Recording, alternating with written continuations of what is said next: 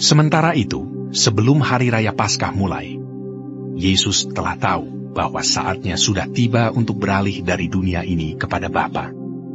Sama seperti ia senantiasa mengasihi murid-muridnya, demikianlah sekarang ia mengasihi mereka sampai kepada kesudahannya. Mereka sedang makan bersama, dan iblis telah membisikkan rencana dalam hati Yudas Iskariot, anak Simon, untuk mengkhianati dia. Yesus tahu bahwa Bapanya telah menyerahkan segala sesuatu kepadanya, dan bahwa ia datang dari Allah dan kembali kepada Allah. Lalu bangunlah Yesus dan menanggalkan jubahnya. Ia mengambil sehelai kain lenan dan mengikatkannya pada pinggangnya. Kemudian ia menuangkan air ke dalam sebuah basi dan mulai membasuh kaki murid-muridnya, lalu menyekanya dengan kain yang terikat pada pinggangnya itu. Maka sampailah ia kepada Simon Petrus. Kata Petrus kepadanya, "Tuhan, Engkau hendak membasuh kakiku." Jawab Yesus kepadanya, "Apa yang kuperbuat, engkau tidak tahu sekarang, tetapi engkau akan mengertinya kelak." Kata Petrus kepadanya, "Engkau tidak akan membasuh kakiku sampai selama-lamanya." Jawab Yesus, "Jikalau aku tidak membasuh engkau, engkau tidak mendapat bagian dalam aku." Kata Simon Petrus kepadanya, "Tuhan, jangan hanya kakiku saja, tetapi juga tangan dan kepalaku." Kata Yesus kepadanya, "Barang siapa telah mandi, ia tidak usah membasuh diri lagi selain membasuh kakinya, karena ia sudah bersih seluruhnya. Juga kamu sudah bersih, hanya tidak semua." Sebab ia tahu siapa yang akan menyerahkan dia. Karena itu ia berkata, "Tidak semua kamu bersih." Sesudah ia membasuh kaki mereka, ia mengenakan pakaiannya dan kembali ke tempatnya. Lalu ia berkata kepada mereka, "Mengertikah kamu apa yang telah kuperbuat kepadamu? Kamu menyebut aku guru dan Tuhan, dan katamu itu tepat, sebab memang akulah guru dan Tuhan. Jadi jikalau aku membasuh kakimu, aku yang adalah Tuhan dan gurumu, maka kamu pun wajib saling membasuh kakimu. Sebab aku telah memberikan suatu teladan kepada kamu, supaya kamu juga berbuat sama seperti yang telah kuperbuat kepadamu. Aku berkata kepadamu, sesungguhnya seorang hamba tidaklah lebih tinggi daripada tuannya, ataupun seorang utusan daripada dia yang mengutusnya. Jikalau kamu tahu semua ini, maka berbahagialah kamu jika kamu melakukannya. Bukan tentang kamu semua aku berkata, aku tahu siapa yang telah kupilih. Tetapi haruslah genap nas ini. Orang yang makan rotiku telah mengangkat tumitnya terhadap aku. Aku mengatakannya kepadamu sekarang juga, sebelum hal itu terjadi, supaya jika hal itu terjadi, kamu percaya bahwa akulah dia. Aku berkata kepadamu, sesungguhnya, barang siapa menerima orang yang kuutus, ia menerima aku. Dan barang siapa menerima aku, ia menerima dia yang mengutus aku. Setelah Yesus berkata demikian, ia sangat terharu, lalu bersaksi, aku berkata kepadamu, sesungguhnya seorang di antara kamu akan menyerahkan aku. Murid-murid itu memandang seorang kepada yang lain. Mereka ragu-ragu siapa yang dimaksudkannya. Seorang di antara murid Yesus, yaitu murid yang dikasihinya, bersandar dekat kepadanya, di sebelah kanannya. Kepada murid itu, Simon Petrus memberi isyarat dan berkata, tanyalah, siapa yang dimaksudkannya? Murid yang duduk dekat Yesus itu berpaling dan berkata kepadanya, Tuhan, siapakah itu? Jawab Yesus, dialah itu yang kepadanya aku akan memberikan roti sesudah aku mencelupkannya. Sesudah berkata demikian, ia mengambil roti, mencelupkannya, dan memberikannya kepada Yudas, anak Simon Iskariot. Dan sesudah Yudas menerima roti itu, ia kerasukan iblis. Maka Yesus berkata kepadanya, Apa yang hendak kau perbuat, perbuatlah dengan segera. Tetapi tidak ada seorang pun dari antara mereka yang duduk makan itu mengerti apa maksud Yesus mengatakan itu kepada Yudas. Karena Yudas memegang kas, ada yang menyangka bahwa Yesus menyuruh dia membeli apa-apa yang perlu untuk perayaan itu, atau memberi apa-apa kepada orang miskin. Yudas menerima roti itu, lalu segera pergi. Pada waktu itu, hari sudah malam. Sesudah Yudas pergi, berkatalah Yesus, Sekarang Anak Manusia dipermuliakan, dan Allah dipermuliakan di dalam Dia. Jikalau Allah dipermuliakan di dalam Dia, Allah akan mempermuliakan Dia juga di dalam dirinya, dan akan mempermuliakan Dia dengan segera. Hai anak-anakku, hanya seketika saja lagi aku ada bersama kamu. Kamu akan mencari aku, dan seperti yang telah kukatakan kepada orang-orang Yahudi, ke tempat aku pergi, tidak mungkin kamu datang. Demikian pula aku mengatakannya sekarang juga kepada kamu. Aku memberikan perintah baru kepada kamu, yaitu supaya kamu saling mengasihi. Sama seperti aku telah mengasihi kamu, demikian pula kamu harus saling mengasihi. Dengan demikian semua orang akan tahu bahwa kamu adalah murid-muridku, yaitu jikalau kamu saling mengasihi. Simon Petrus berkata kepada Yesus, Tuhan, kemanakah Engkau pergi? Jawab Yesus, Ke tempat aku pergi, engkau tidak dapat mengikuti aku sekarang, tetapi kelak engkau akan mengikuti aku. Kata Petrus kepadanya, Tuhan, mengapa aku tidak dapat mengikuti Engkau sekarang? Aku akan memberikan nyawaku bagimu.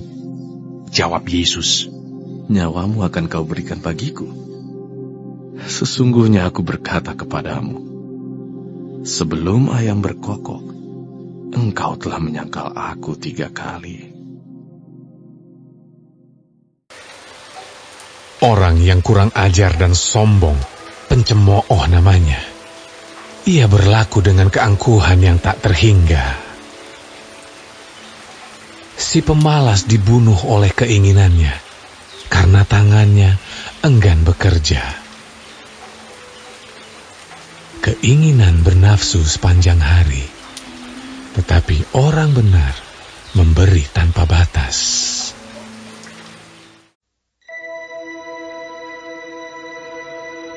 Untuk pemimpin biduan, dengan permainan kecapi, nyanyian pengajaran Daud, ketika orang Zifi datang mengatakan kepada Saul, Daud bersembunyi kepada kami. Ya Allah, selamatkanlah aku karena nama-Mu. Berilah keadilan kepadaku karena keperkasaan-Mu. Ya Allah, dengarkanlah doaku. Berilah telinga kepada ucapan mulutku. Sebab orang-orang yang angkuh bangkit menyerang aku. Orang-orang yang sombong ingin mencabut nyawaku. Mereka tidak memperdulikan Allah. Selah. Sesungguhnya Allah adalah penolongku. Tuhanlah yang menopang aku. Biarlah kejahatan itu berbalik kepada seteru-seteruku. Binasakanlah mereka karena kesetiaan-Mu. Dengan rela hati, aku akan mempersembahkan korban kepadamu. Bersyukur sebab nama-Mu baik, ya Tuhan. Sebab Ia melepaskan aku dari segala kesesakan, dan mataku memandangi musuhku.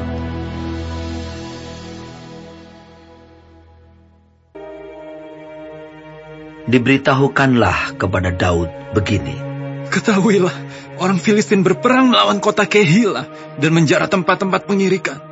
Lalu bertanyalah Daud kepada Tuhan, apakah aku akan pergi mengalahkan orang Filistin itu?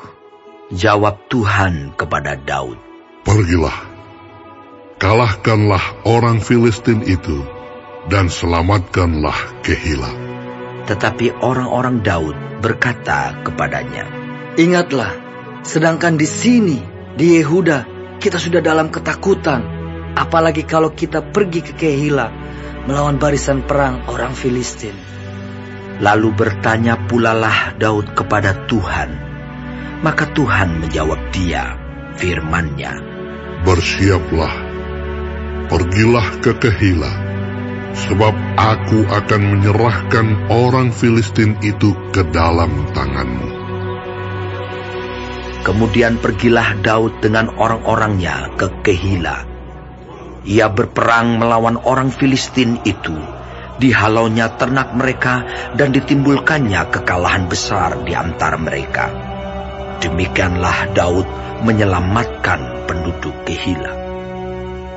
Ketika Abiatar bin Ahimelech melarikan diri kepada Daud ke Kehila, ia turun dengan membawa efod di tangannya.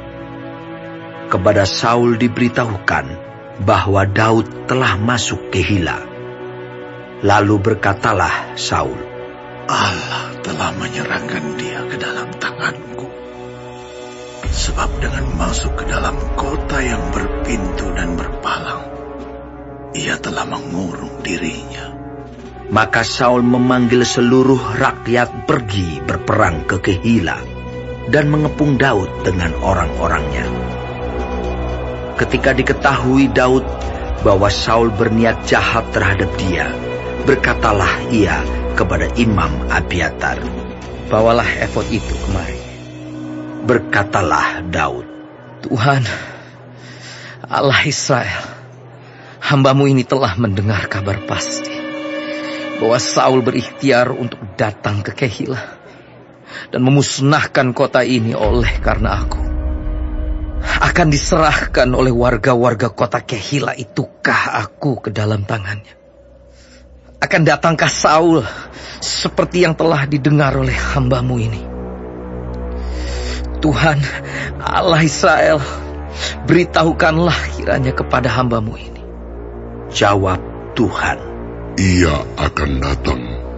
Kemudian bertanyalah Daud, akan diserahkan oleh warga-warga kota Kehila itukah aku dengan orang-orangku ke dalam tangan Saul?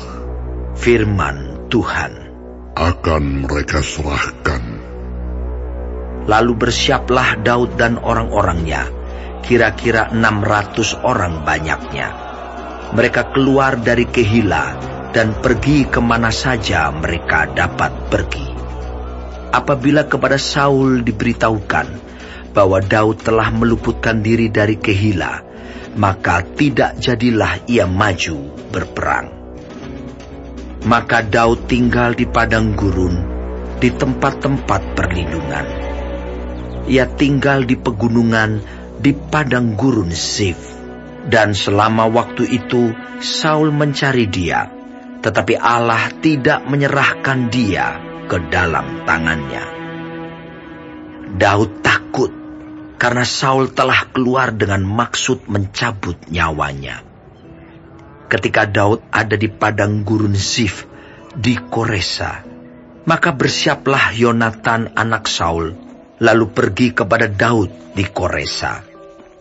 Ia menguatkan kepercayaan Daud kepada Allah dan berkata kepadanya, janganlah takut, sebab tangan ayahku Saul tidak akan menangkap engkau. Engkau akan menjadi raja atas Israel, dan aku akan menjadi orang kedua di bawahmu. Juga ayahku Saul telah mengetahui yang demikian itu. Kemudian kedua orang itu mengikat perjanjian di hadapan Tuhan. Dan Daud tinggal di Koresa, tetapi Yonatan pulang ke rumahnya. Tetapi beberapa orang Zif pergi menghadap Saul di Gibea dan berkata, Daud menyembunyikan diri dekat kami, di kubu-kubu gunung dekat Koresa, di bukit Hakila, di sebelah selatan padang belantara.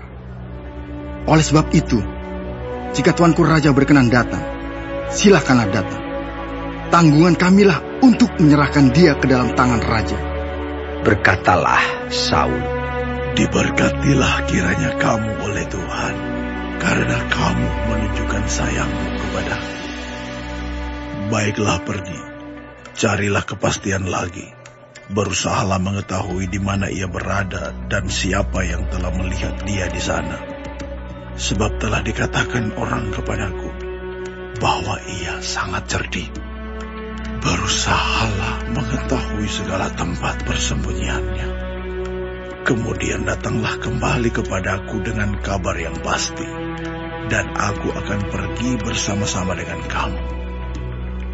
Sesungguhnya, jika ia ada di dalam negeri, maka aku akan meneliti dia di antara segala ribuan orang Yehuda. Lalu berkemaslah mereka pergi ke Zif, mendahului Saul. Daud dan orang-orangnya ada di padang gurun Maon, di dataran di sebelah selatan padang belantara. Ketika Saul dengan orang-orangnya pergi mencari Daud, diberitahukanlah hal itu kepada Daud. Lalu pergilah ia ke Gunung Batu dan tinggal di padang gurun Maon. Saul mendengar hal itu, lalu mengejar Daud di padang gurun Maon. Saul berjalan dari sisi gunung sebelah sini, dan Daud dengan orang-orangnya dari sisi gunung sebelah sana. Daud cepat-cepat mengelakkan Saul, tetapi Saul dengan orang-orangnya sudah hampir mengepung Daud serta orang-orangnya untuk menangkap mereka.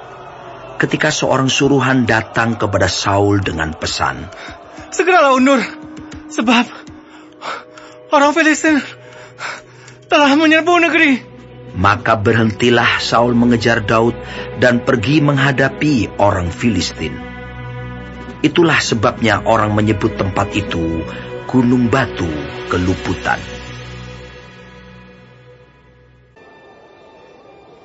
Pada waktu itu dalam jemaat di Antioquia ada beberapa nabi dan pengajar, yaitu Barnabas dan Simeon yang disebut Niger, dan Lukius orang Kirene, dan Menahem yang diasuh bersama dengan Raja wilayah Herodes dan Saulus.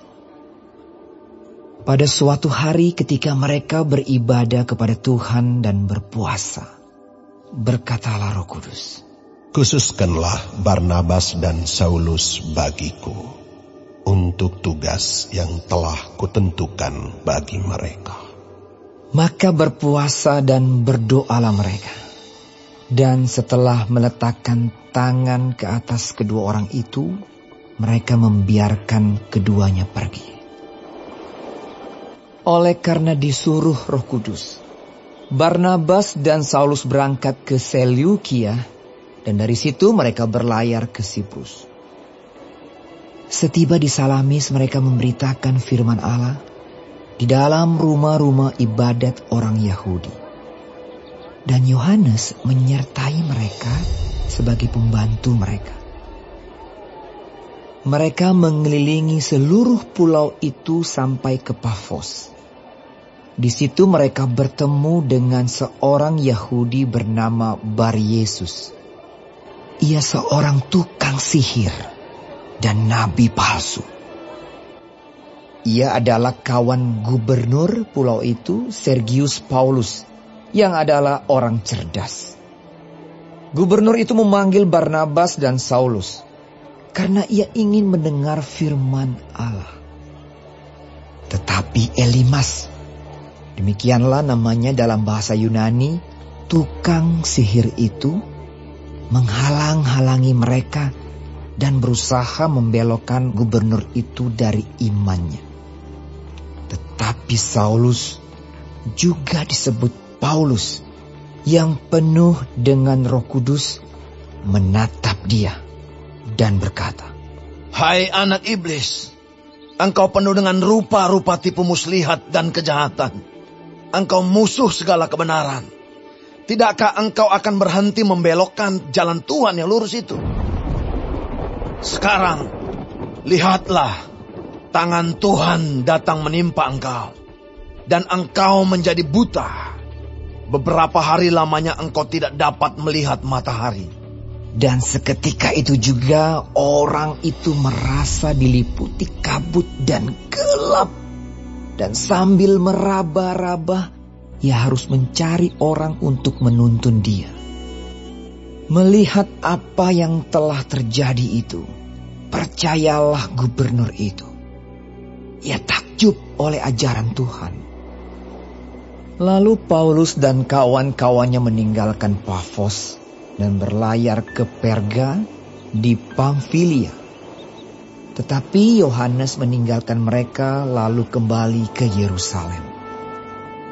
Dari Perga mereka melanjutkan perjalanan mereka, lalu tiba di Antiokhia di Pisidia. Pada hari Sabat mereka pergi ke rumah ibadat, lalu duduk di situ. Setelah selesai pembacaan dari hukum Taurat dan kitab nabi-nabi, pejabat-pejabat rumah ibadat menyuruh bertanya kepada mereka. Saudara-saudara, jikalau saudara-saudara ada pesan untuk membangun dan menghibur umat ini, silakanlah. Maka bangkitlah Paulus. Ia memberi isyarat dengan tangannya, lalu berkata, Hai orang-orang Israel, dan kamu yang takut akan Allah, dengarkanlah. Allah umat Israel ini telah memilih nenek moyang kita dan membuat umat itu menjadi besar ketika mereka tinggal di Mesir sebagai orang asing. Dengan tangannya yang luhur, ia telah memimpin mereka keluar dari negeri itu. 40 tahun lamanya ia sabar terhadap tingkah laku mereka di padang gurun. Dan setelah membinasakan 7 bangsa di tanah Kanaan, ia membagi-bagikan tanah itu kepada mereka untuk menjadi warisan mereka. Selama kira-kira 450 tahun. Sesudah itu ia memberikan mereka hakim-hakim sampai pada zaman Nabi Samuel. Kemudian mereka meminta seorang raja. Dan Allah memberikan kepada mereka Saul bin Kis dari suku Benyamin. 40 tahun lamanya. Setelah Saul disingkirkan, Allah mengangkat Daud menjadi raja mereka. Tentang Daud Allah telah menyatakan, Aku telah mendapat Daud bin Isai, seorang yang berkenan di hatiku dan yang melakukan segala kehendakku. Dan dari keturunannya lah, sesuai dengan yang telah dijanjikannya, Allah telah membangkitkan juru selamat bagi orang Israel, yaitu Yesus. Menjelang kedatangannya, Yohanes telah menyerukan kepada seluruh bangsa Israel, supaya mereka bertobat dan memberi diri dibaptis. Dan ketika Yohanes hampir selesai menunaikan tugasnya, ia berkata, Aku bukanlah dia yang kamu sangka, tetapi ia akan datang kemudian daripadaku. Membuka kasut dari kakinya pun aku tidak layak. Hai saudara-saudaraku, baik yang termasuk keturunan Abraham, maupun yang takut akan Allah. Kabar keselamatan itu sudah disampaikan kepada kita. Sebab penduduk Yerusalem dan pemimpin-pemimpinnya tidak mengakui Yesus. Dengan menjatuhkan hukuman mati atas dia, mereka menggenapi perkataan nabi-nabi yang dibacakan setiap hari Sabat. Dan meskipun mereka tidak menemukan sesuatu yang dapat menjadi alasan untuk hukuman mati itu, namun mereka telah meminta kepada Pilatus supaya ia dibunuh.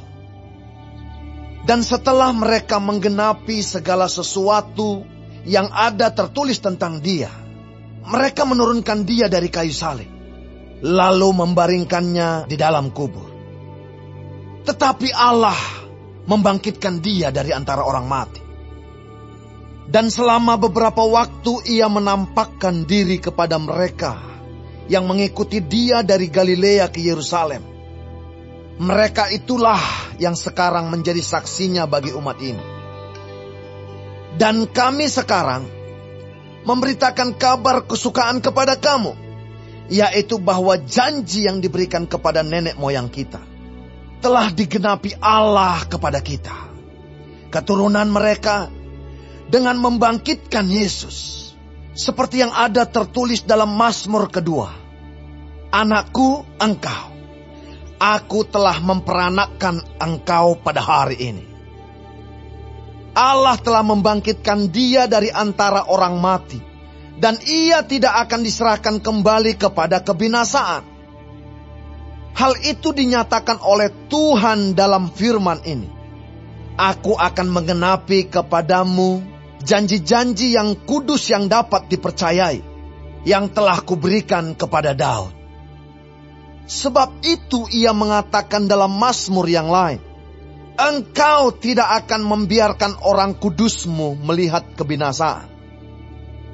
Sebab Daud melakukan kehendak Allah pada zamannya. Lalu ia mangkat dan dibaringkan di samping nenek moyangnya. Dan ia memang diserahkan kepada kebinasaan. Tetapi Yesus yang dibangkitkan Allah tidak demikian.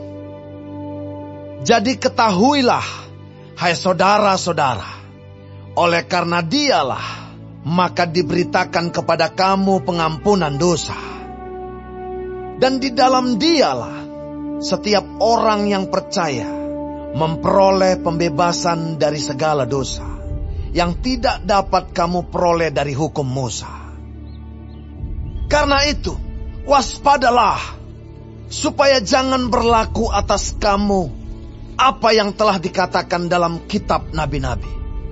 Ingatlah, hai kamu penghina-penghina, tercenganglah dan lenyaplah. Sebab aku melakukan suatu pekerjaan dalam zamanmu. Suatu pekerjaan yang tidak akan kamu percayai jika diceritakan kepadamu. Ketika Paulus dan Barnabas keluar, mereka diminta untuk berbicara tentang pokok itu pula pada hari Sabat berikutnya.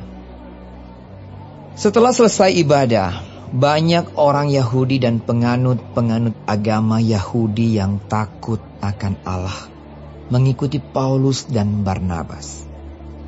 Kedua rasul itu mengajar mereka dan menasihati supaya mereka tetap hidup di dalam kasih karunia Allah. Pada hari Sabat berikutnya datanglah hampir seluruh kota itu berkumpul untuk mendengar firman Allah.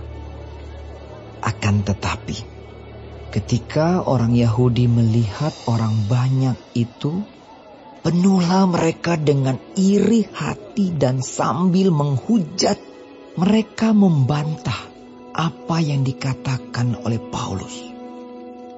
Tetapi dengan berani, Paulus dan Barnabas berkata, memang kepada kamulah firman Allah harus diberitakan lebih dahulu. Tetapi kamu menolaknya dan menganggap dirimu tidak layak untuk beroleh hidup yang kekal. Karena itu kami berpaling kepada bangsa-bangsa lain.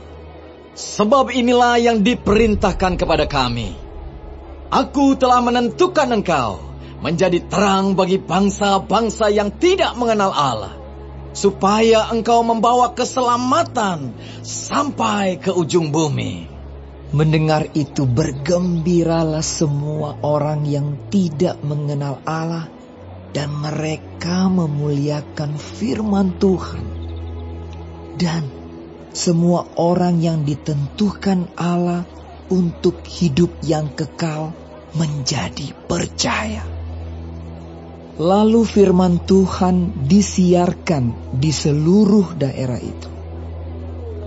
Orang-orang Yahudi menghasut perempuan-perempuan terkemuka yang takut akan Allah dan pembesar-pembesar di kota itu, dan mereka menimbulkan penganiayaan atas Paulus dan Barnabas dan mengusir mereka dari daerah itu. Akan tetapi Paulus dan Barnabas mengebaskan debu kaki mereka sebagai peringatan bagi orang-orang itu, lalu pergi ke Ikonium. Dan murid-murid di Antiokhia penuh dengan sukacita dan dengan Roh Kudus.